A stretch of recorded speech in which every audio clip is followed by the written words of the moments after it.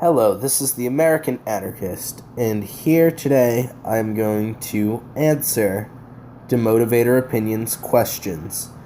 He asked some questions of his subscribers. These are all addressing a Christian conservative or a Catholic traditionalist, whatever he called himself. I am going to be answering his questions that he had that the Christian conservative had to kind of respond, to kind of give my opinion on this. I feel like I should throw my hat in there. The first thing that I found difficult to answer was we were having a conversation about guns and the Second Amendment. He was talking about how a rice cooker was used to make a bomb during the Boston bombing. And if you can use a rice cooker to make a bomb, why don't you ban rice cookers? On its surface, that seems like an inane question because guns are designed to kill people, and that was my answer.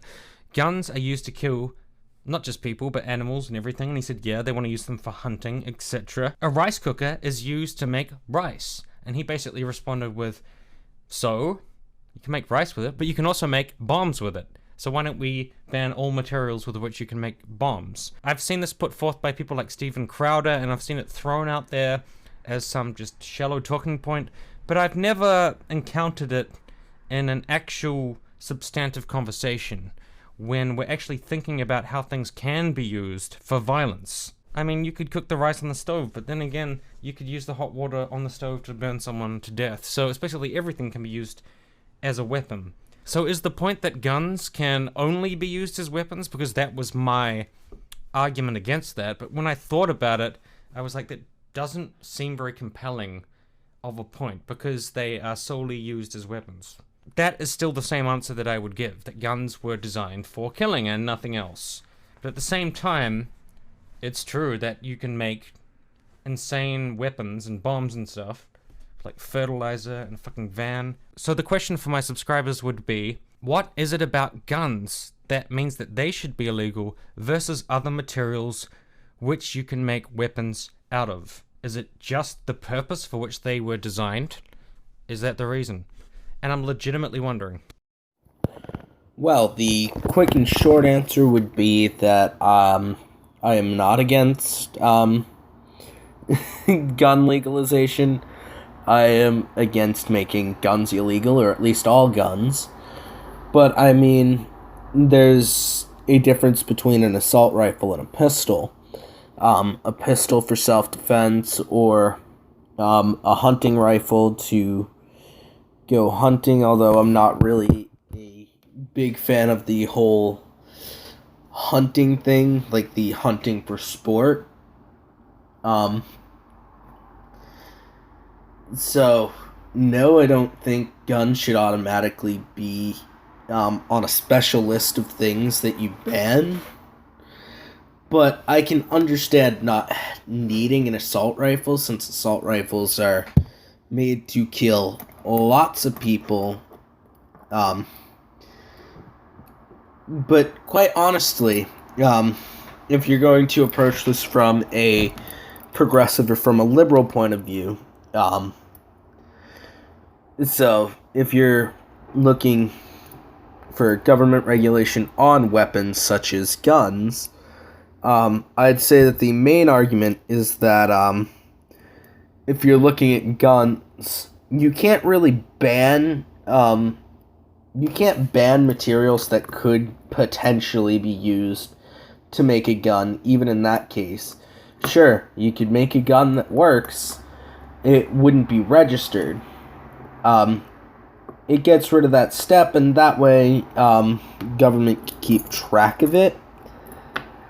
But, the thing is that you can't ban individual materials unless, the materials themselves are super dangerous. You can't ban something like fertilizer. You can't ban something like a rice cooker because there's no reason to. The reason behind guns, much differently, I'd say that it's kind of along the lines of it's designed to kill people, but your reasoning may quite honestly just be is that you can't really get rid of the individual parts because anything can be used as a weapon and you'd be going overboard. The whole idea is that you're trying to reduce the amount of weapons. People aren't allowed to buy bombs or aren't allowed to buy grenades. Doesn't mean that they can't make their own bombs. Although if they make their own bombs and they use them, they get in trouble for it. That's really what it is. So the fact that you can make these things, it's just kind of a red herring thrown in there. I hope that was a satisfactory answer. Time to move on to the next question. The second thing we talked about, and this is probably the most confusing one, was abortion. So we talked about abortion, and I said I'm for abortion, which I am, and he said abortion is murder. Now, I am not for late-term abortion, so at points in the conversation it seemed like he was trying to get me to defend the idea of late-term abortion, but I don't agree with late-term abortion, so I couldn't defend it. But it became a philosophical discussion about why it's not murder. Basically, my point of view on that was, it's kind of like a pile of goo.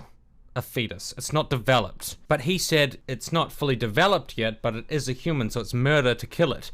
And then I said, no, it's just the potential of a human. It's the roadmap for a human. And I think the difference would be this roadmap is going to turn out to be a human, and then this other roadmap is going to turn out to be like a pig, or a cat, or some other animal, and it could be an animal that we're okay with killing and eating, like a chicken, whereas this one is going to keep developing until it becomes a human. But then he asked, well, would you kill a baby then? And I really thought about this, and I was like, when you really think about it, there's nothing useful about a baby. I'm not condoning killing babies. I'm just saying, what's the justification for keeping a baby around? A baby is not properly developed either. So I think the justification for keeping a baby around is the same thing. It's in the future, it's going to have some potential. It's going to have a point. And there's also some kind of biological imperative to keep humans alive, because that keeps the species going. But an actual baby has no fucking use. It's just a whiny, complainy little shitbag that cries and you have to give it food and shit. It's got no purpose. But one day, it's going to be a human. And when we can finally empathize with it, then it matters. And then we worry about killing it. A 3-month-old kid in your belly is not a fucking human being, okay? It's a bunch of little congregate cells. You're not a human till you're in my phone book.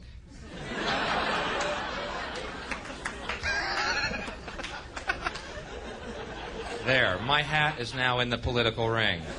So my point of view was, basically a fetus is a bunch of goo. And I think it is a bunch of goo, but at the same time, bunches of goo can feel things and can have emotions. It's developing a brain. Is it different than killing a baby? Because a baby's fucking useless too. I don't fucking know. I actually don't know the answer to that. So I thought it was about the morality of abortion, whether there is a morality to abortion, or whether it's just straight up evil murder. And I don't know the answer to that. I think it's probably not murder, but at the same time, I think if it's not murder, us killing all those animals is not murder, and then some vegans and vegetarians would disagree, because they'd be like, well, we're massacring all of the fucking chickens, every single day, and all the pigs. What's the difference between killing a pig and a baby? It's just like the baby's a human and the pig's a fucking pig. I don't have the answer to this shit. I just know that it's the practicality of abortion is important, because if we don't have it, it leads to a whole lot of other fucked up things. Babies that aren't wanted, but he said people want to adopt these babies. There's enough people to adopt the babies. And I tell you, man, I just don't know the fucking answer. So that's my question for you. I want my subscribers to answer for me why abortion is justified, why it is good that we have abortion, and what the negative consequences would be if we didn't have it. Maybe I need to read a fucking book, or just look up the Wikipedia page. Well, first, I want to address the whole adoption thing. That is bullshit. There are not people lining up to adopt people. They want to adopt little fucking babies. They don't want to adopt children. So these children spend their lives in orphanages because they were unable to be adopted at birth. So that's, like, if you really want to adopt a child, adopt an older child from from one of the orphanages or whatever they're called these days, get them from one of those. Because, quite honestly, that whole people want to adopt is bullshit. If there was a market of people wanting to adopt, we would not have kids. We would not have orphaned kids at this point. Secondly, when it comes to the whole thing about them being a pile of goo, where I draw the line is at sentience and self-awareness, since they are aware, or they aren't aware, as a baby, because babies aren't fucking, or when they aren't aware, they don't even have a nervous system when they're fetuses, before they're late term. They have sentience by the time that they get to late term, around after maybe like 24 weeks. So this is not something that, a lot of this was just kind of thrown in there. It was disingenuous, has very little to actually do with the morality. Because, again, these same people would see killing other animals and eating them as not an issue. But if it's a human, that's like saying we shouldn't eat eggs.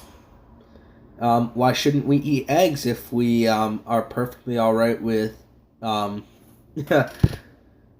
why should we eat eggs if we're not alright with humans being aborted? I don't know.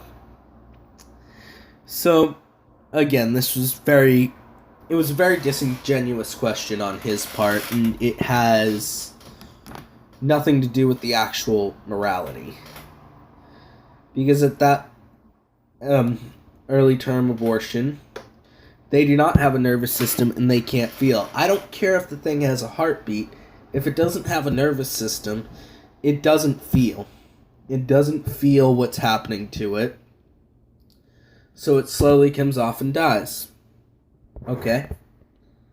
Well, that's really what it is. So I hope I answered that question in a satisfactory manner. Time to answer the next question, shall we? The third question leads on from that. We were talking about birth control, and I was saying how the pill is awesome. And I think it is awesome. It's an amazing invention because it allows people to have sex and express themselves sexually, which is another thing that I said in the Hangout. But he said, well, no, but the pill led to the sexual revolution in the 60s, and that led to lots of people having sex, and then that led to the decline of the black family, and it led to the decline of all of the people in the world today, and if we hadn't had the pill, nothing bad would have ever happened in terms of that, because we just have a lovely nuclear family. And then I didn't agree with some of that, because I think black people were not having a great time prior to 1960s anyways. It's not like they lost something really great for them, but he disagreed with that too. And there's a lot of things that I don't know. So that's another thing that I want to ask about. Did the pill lead to the sexual revolution, and did the sexual revolution destroy the nuclear family, which is what has led to how fucked up black communities are today? What's your answer for that? And don't give me a bunch of racist bullshit, because I'll be pissed off that like the anti-BLM people get on there talking about how it's black culture's fault. Shut the fuck up about that. Just answer my question. Did the pill lead to the sexual revolution, destroy the nuclear family? Lots of annoying hand movements. Short answer, yes, the pill did at least partially led to the sexual revolution. It wasn't solely the pill, but birth control in general was quite an awesome invention. The sexual revolution was great. It liberated a lot of women. So their sexuality was no longer tied to whether they could have kids or not. It definitely made things better. But it is not what destroyed the black families. What destroyed black families, at least in the U.S., was this guy. He you might know him. He has a character in Futurama. His name is Nixon. He ruined the black family by starting the war on drugs. And, in fact, one of Nixon's aides came out recently and admitted that the whole point of the war on drugs was to attack specifically liberals and, liberals, any kind of left-wing person, and to target black people. Because you can't make being liberal or being black illegal, at least not on the surface, without people realizing how totalitarian it is. So, you criminalize a lifestyle and you associate that lifestyle with one group and the other. So he associated heroin with black people, pot with hippies. Eventually, pot just became to be associated with both because they realized they could do that. So heroin and marijuana were criminalized, and they were prosecuted at much higher rates, and they specifically profiled black people. That was kind of the whole point. So black people were profiled, put in jail. This was what disrupted the nuclear families. It was that fucking war on drugs, and it was not the sexual revolution.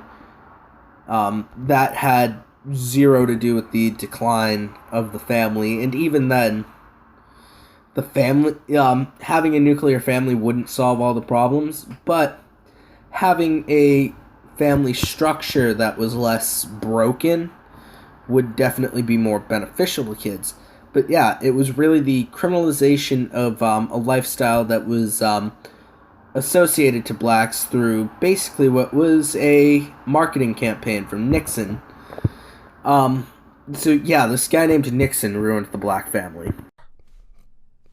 Number 4 was, what is the difference between progressives and liberals? As far as I'm concerned, progressivism is basically a practical point of view, and it's about what is going to help the world. That's the way that we think about things as progressives. What's effective when we approach the Muslim world? Is it demonizing Muslims and invading countries? No, it's actually like having a dialogue, listening, doing your fucking best. You might not be happy because you want to be an edgelord.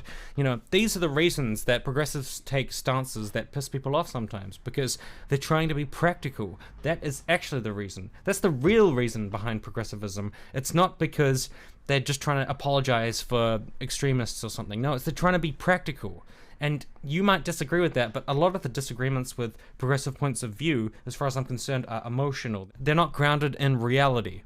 Progressives care about what's going to help people. Maybe a guaranteed basic income would help people. Raising taxes would help people. What the fuck is going to help people? Giving them access to birth control will help them. A progressive tax rate, that will help them. But this conservative had a very good retort to that, and he was like, but what if those ideas don't work? For example, Obamacare, which didn't really work as well as it should have, and then I countered with, but that was a conservative idea because it was from a think tank. And then he said, well, but a conservative think tank doesn't represent all conservatives.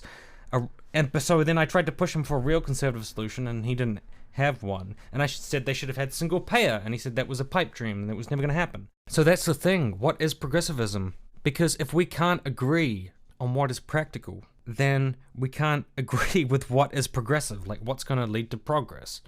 And I think that is a problem. People online espouse a lot of things which are not productive and they're not going to help mankind. That's why I reject them as a progressive. Because I think what's practical, what's going to help, that's the only fucking thing that actually matters, is what's going to progress mankind. But with a conservative, they have a different point of view about what will progress mankind. Ironically, by conserving, and sometimes that means going backwards. They think that's going to progress mankind or help mankind, and I think going forwards is going to help mankind. But what if we can't agree on the solutions? Then what's progressive? And what is the difference between progressive and liberal? I want some help with that. So, he brought up Obamacare, which is the favorite thing to talk about for conservatives, is to bring up Obamacare is a failure. Yes and no. It failed to do what it was intended to do, but it improved the lives of many people. It made healthcare more affordable for people who didn't have it before. But you brought up that it came from a conservative think tank. He also, of course, threw out that, of course, they don't represent all conservatives. Of course, I mean, I'm playing a bit of semantics here, but you used the wrong word calling it a conservative solution. It was more of a conservative compromise. The whole individual mandate, this was something that was proposed by Nixon as a counter to universal health care, and then later proposed in the 90s by the Heritage Foundation as an alternative to universal health care. Because conservatives want to have a fully privatized system, but the whole idea of compromise, they were basically saying, well, here's what we'll give you, and of course, they probably could push for more. Of course, Obama wanted a, what's the word for it? He wanted a public option, which was what got proposed, despite the fact that universal or single payer was originally the whole idea put in there. So, funny enough, I think this conservative is right when he says universal healthcare or single payer specifically would be a pipe dream, because with the political system that we're in, he's right. It's not because the people don't want something like that. It's because the government is too stubborn. All governments are stubborn on their points. All politicians are stubborn. And, of course, in a Republican Congress, you're definitely not going to get single payer, but so many of the Democrats are opposed to single payer to such a point that it just makes it an absolute pipe dream. It doesn't even make it something that fighting for will do anything. The best bet would be that Democrats who don't try to reach for the Republican aisle so much are the ones who get voted for. And I'm saying this within not an anarchist perspective, but from like a liberal or progressive perspective. And there are actually differences there. Progressive is taken on by a lot more people, by people who wouldn't consider themselves liberal, people such as democratic socialists or social democrats, which, by the way, are actually two different things, and Bernie Sanders is not the one that he says he is, he's the other one. These people consider themselves progressives. Progressive means, basically, like you said, you want to progress mankind. There are some anarchists who, instead of calling themselves anarchists, will call themselves progressive. And progressives more because anarchism is vilified, so is communism and other forms of socialism. So the term progressive is a lot more of an umbrella term for what's agreed upon, being a liberal. Liberal politics started out as, actually it started out pretty right-wing, like when Sargon claims he's a liberal, and he refers to classical liberalism. Classical liberalism is very pro-capitalist, and it was basically along the lines of, it's very right libertarian in a way, the word liberal. But yeah, liberals have become generally more progressive. Then again, I'm a guy looking on the outside of the whole liberal and progressive thing. I'm on the outside looking in. I'm not on the inside as much. I used to be, so I can't exactly say. I can't speak for you guys. You would know more about this than me, Demotivatoropinion. But that's basically how I look at the difference between liberal and progressive. And then the last question, because 5 is a beautiful Steve Shivesian number. How is feminism good for the world now? I've been asked that question so many times by douchebags who don't actually give a fuck. They don't care what the answer is. It's just a fucking talking point. They don't care about what feminism has done. They just want to destroy feminism. But I felt like this conservative asked me in a legitimate fashion, what is so great about modern feminism? And we talked about video games and like strategic butt covering and college campuses and all that kind of shit. Whatever. I legitimately want to ask, what is modern feminism all about? That's just what I want to ask. That's what I want to know. I'm not asking that in a negative, judging way that's trying to make feminism look bad. If we just forget about all the achievements in the past of feminism, of which there are many, got women the vote, achieved all kinds of things. Intersectionality, I think, has been brilliant because it brought oppressed women into the fold, and it's been a really positive influence on the world. Just today, right now, what is feminism doing? What's it achieving? And I have to ask that because in this debate with this Catholic conservative, he made me actually think about these things. So the question now comes down to, what is modern day feminism doing? It's doing a lot of great things, especially with intersectionality theory being introduced. It's definitely starting to become more like what anarcho-feminism was back in its heyday, and today most anarcho-feminists embrace intersectionality, since most people who identify as anarchist are not bigots of any kind. They're not against this. They're not this reactionary kind of anti-intersectionality. They're not like Armored Skeptic going like, oh, intersectional feminism, the feminism that calls me both a racist and a sexist. Because being called a racist and a sexist isn't worse than the actual racism or sexism, but okay. So, what is it doing now? It is addressing a lot of the shitty views of the second wave, specifically. The second wave had a lot of shit like political lesbianism, which was when any bisexual or pansexual leaning woman decided to exclusively be with women because it supposedly took away political power from men.